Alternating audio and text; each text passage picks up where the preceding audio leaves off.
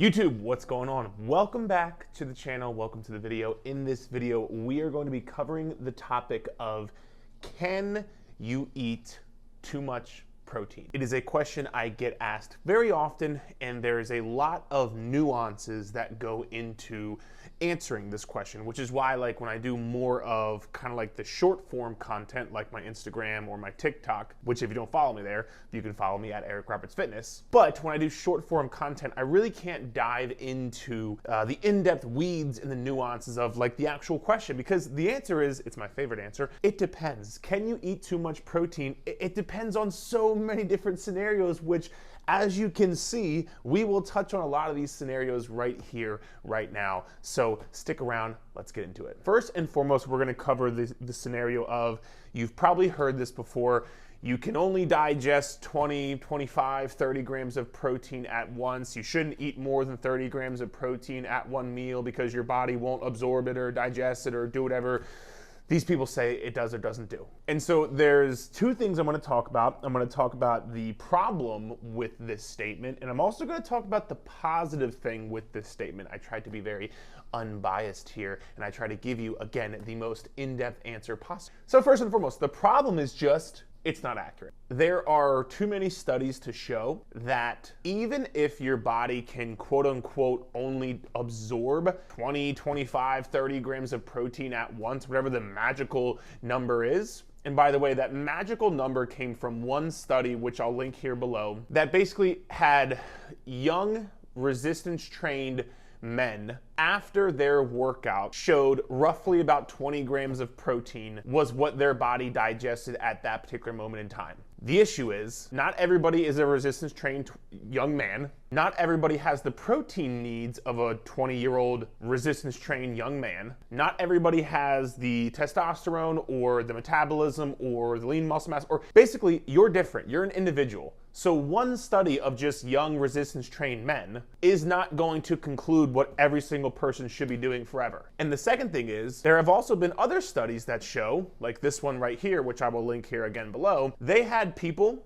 I believe it was younger females, who I believe they had around 54 grams of protein at once, or they had 54 grams of protein spread out over the course of a few meals. And again, what the study showed was, there was no real effect in protein metabolism, which just means their body digested the 54 grams of protein, whether they ate 54 grams at once or they spread it out over the course of a day. And that's the thing. Without getting too in-depth and too into the weeds here, essentially what happens is you eat protein, goes into your stomach breaks it down into something called amino acids, which you may have heard before. Amino acids are just the building blocks of protein.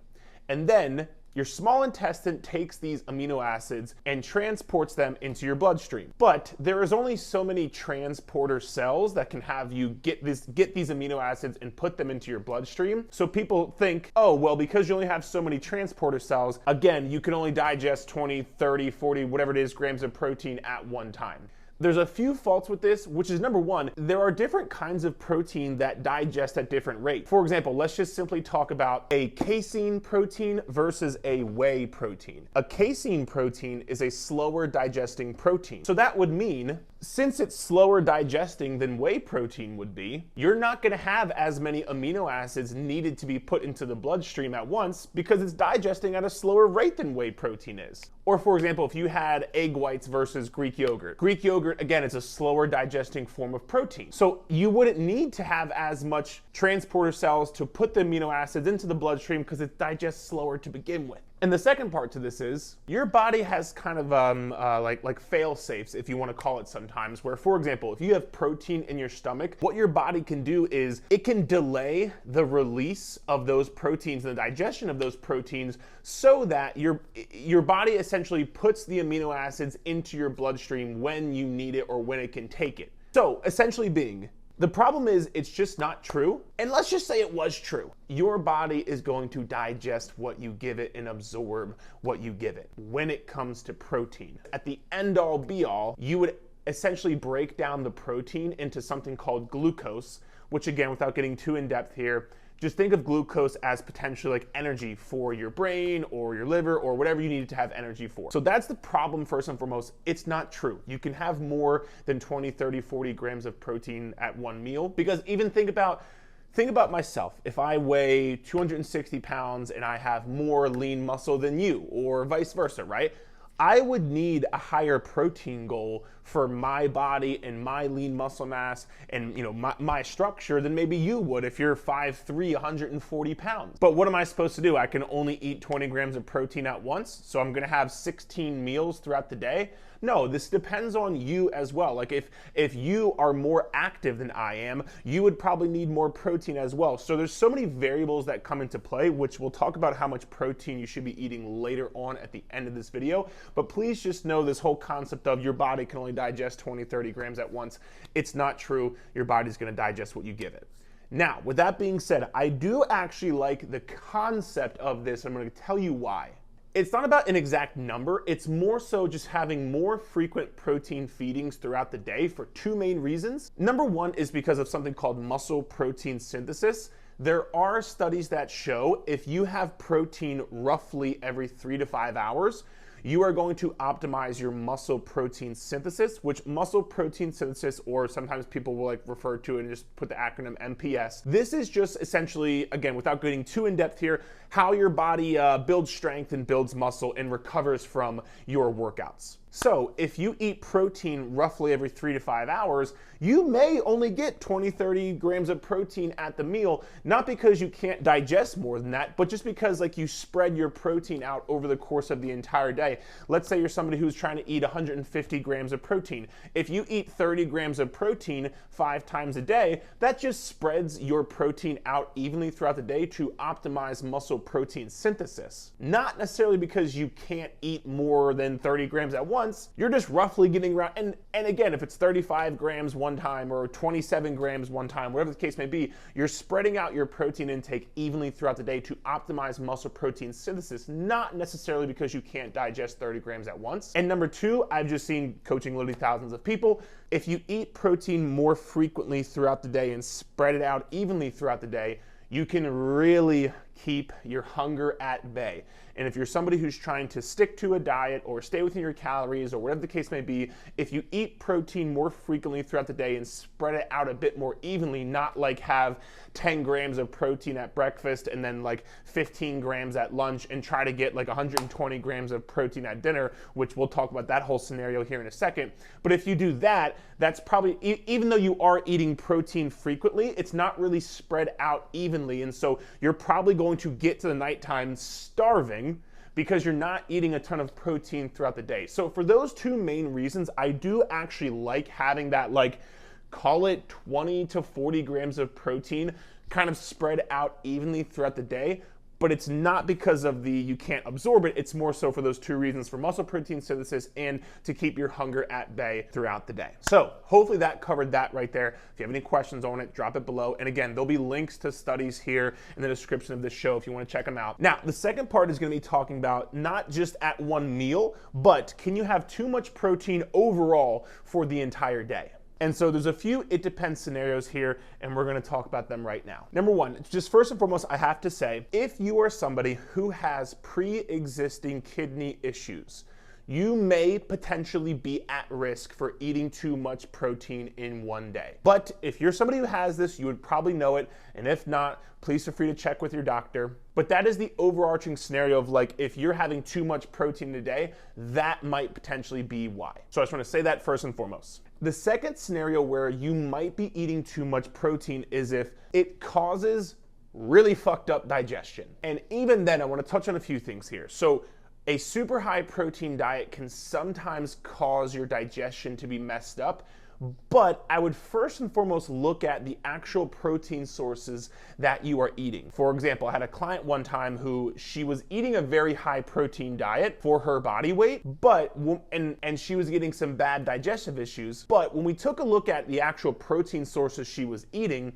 she was having roughly 80 to 100 grams of protein per day coming from like protein shakes and protein bars and protein supplements, as well as things like Greek yogurt and just dairy in general. So we found out for her, it wasn't she was eating too much protein, She was eating too much protein coming from dairy because for that individual, dairy for her was something that kind of triggered some gut health issues. And that's not for everybody. I'm saying that was for her. You might, like for me, I'm totally fine with dairy, but for her, the excess amount she was having was just a bit too much for her. So we swapped out some of her protein shakes for like beef jerky. We swapped out some of the dairy and Greek yogurt for more like eggs in the morning and egg whites in the morning. And just simple things like that. And she ate the same amount of protein and she was fine. She had no digestive issues because it was more so the things she was eating, not necessarily the fact that she was eating a certain amount of protein per day. So I would first and foremost look at that before you kind of say, oh, I'm eating too much protein.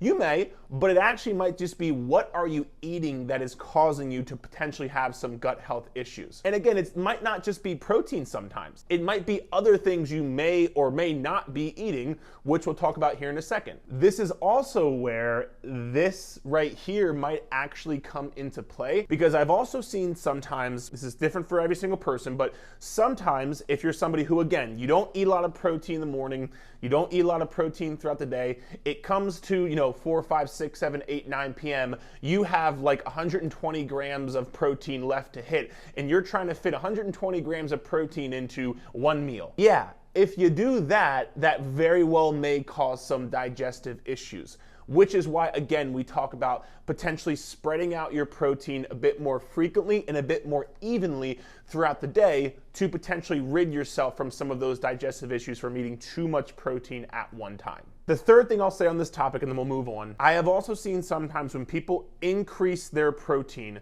maybe too quickly. Let's say, for example, you're eating 50 grams of protein per day and you immediately try to go to 150 grams of protein per day. That might cause some digestive issues up front in the beginning because you're massively increasing your protein. I've honestly seen it normally goes away after about 2, 3, 4, 5 weeks. But if maybe you just want to take it step by step by step instead, so if you're eating 50 grams and you're supposed to be eating 150 grams, maybe go from 50 to 70, 70 to 90, 90 to 110, and slowly but surely kind of tack on these things kind of week by week, which might allow your body to get used to the protein amount a bit more, which can help save some digestive issues as well. But if you've tried all of those things and you still have digestive issues, then yes, maybe slightly decreasing the amount of protein you are intaking per day may potentially help. The third scenario right here is if you can't eat enough carbohydrates. So if you're eating too much, and anybody who follows me, I typically usually just say, especially for fat loss, focus on calories and focus on protein.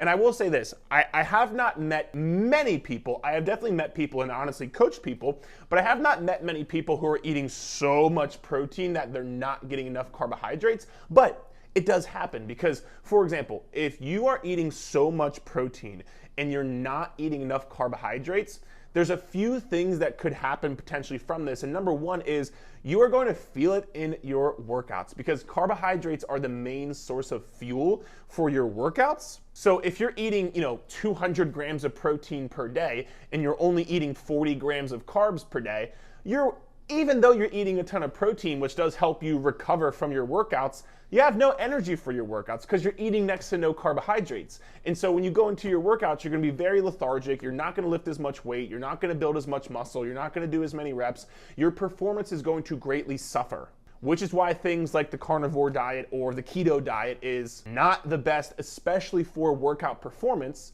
because you have no carbohydrates to help fuel your workouts. And so if you're somebody who cares about your workouts and you want to build muscle and get stronger and build more muscle definition, do all these things, carbohydrates are going to be incredibly important. And just make sure you're not eating too much protein to where you're not getting enough carbohydrates to fuel your workouts. And number two, for example, if you're not eating enough carbohydrates, you're probably not eating enough fiber as well, which again, when we talk about the keto diet or the carnivore diet or stuff like that, fiber is one of the main things missing from those diets, which if you don't have fiber, number one, good luck going to the bathroom. You'll be sitting down looking like this every single time. And also fiber just provides a ton of health benefits as well. So if you're somebody who is eating so much protein and not getting enough dietary fiber, that could be an issue as well. And number three, carbs do play a role in the hormonal hormonal process as well. Not as much as dietary fats, which we'll talk about in a second, but carbs do play a role in the hormonal process. So for things like mood, for things like sleep, for things like reproductive system, all that kind of stuff. So carbs do play a role in that as well. So if you want to make sure you maintain a healthy hormonal profile, you want to make sure you are intaking adequate carbs per day. And then number 4, which we kind of already touched on, is if you're not getting enough dietary fats per day as well. This is something that could potentially happen depending on the kind of protein sources you're using. If you are eating a lot of like very, very lean sources of protein, like 99.1 ground turkey, or you're only eating egg whites, or you're only eating chicken breasts, you're not eating things like whole eggs, or you're not eating things like steak, or you're not eating things like, chicken thighs, or you're not eating things like 94.6 ground beef or ground turkey, because those things have some dietary fat in there. But if you're not eating those things, you're not going to get that, and you're not, getting enough dietary fat in your diet because your protein is so high, well then that can cause some major hormonal issues as well, which again, when you talk about hormonal issues, you talk about things like, lacking in sleep, lacking in energy, lacking in mood, potentially some reproductive system, disturbances and so on and so forth, not being able to recover from your workouts. All of those things kind of start to creep up if you're not intaking enough dietary fat. Even things like libido, which I know you don't want to have happen to you. Also, dietary fat can help with it. Like, for example, I take fish oil. I also recommend eating fish throughout the week because, like, for example, let's take a fatty fish like a salmon, for example. If you're eating salmon, you are going to be able to get in those like omega-3 fatty acids, which is going to help with things like, brain health, help with things like anti-inflammatory for your joints, all that kind of stuff as well. So getting in those healthy dietary fats is super important. But again, if you're eating so much, if you're eating 250 grams of protein per day and like 10 grams of dietary fat per day, yeah, you could potentially run into some issues where you're going to have some of these hormonal processes kind of start to creep up. And really quickly, by the way, if you want to kind of dive into all of the macros, I have a video on my channel going over literally for free, kind of like how you should set up your macros. So I'll put that here above if you want to check it out. But other than what we just talked about right there, I know there was kind of a lot of it depends scenarios. Yes, potentially you could be eating too much protein only if some of these things are happening. If these things aren't happening, and like maybe let's say your protein goal is 120, but you're eating 160 grams per day and you feel great and your workouts are great and your energy is great and your sleep is great and everything's great, you're super full, you're liking how your body looks, everything's going good. No, I wouldn't worry about it because things are going good. Your body is telling you things are going good. Over here, your body is telling you things are not going very well. So you may need to make a change. But if your body's telling you you're good to go, I wouldn't overly stress about it. Does that make sense? So I hope you learned something from this video. And last but not least, really quickly, I said I was going to talk about how much protein you should be eating. I'm actually just going to link a video here above because I've done an entire, again, in-depth video on how much protein you should be eating. Because once again, it depends. So for me to try to tell you in this video, it would be knocking you of knowledge. So feel free to check out that video. And if you enjoyed this video, please feel free to give it a thumbs up, leave a comment below, let me know you enjoyed it. Other than that, thank you so much for watching and we'll chat soon.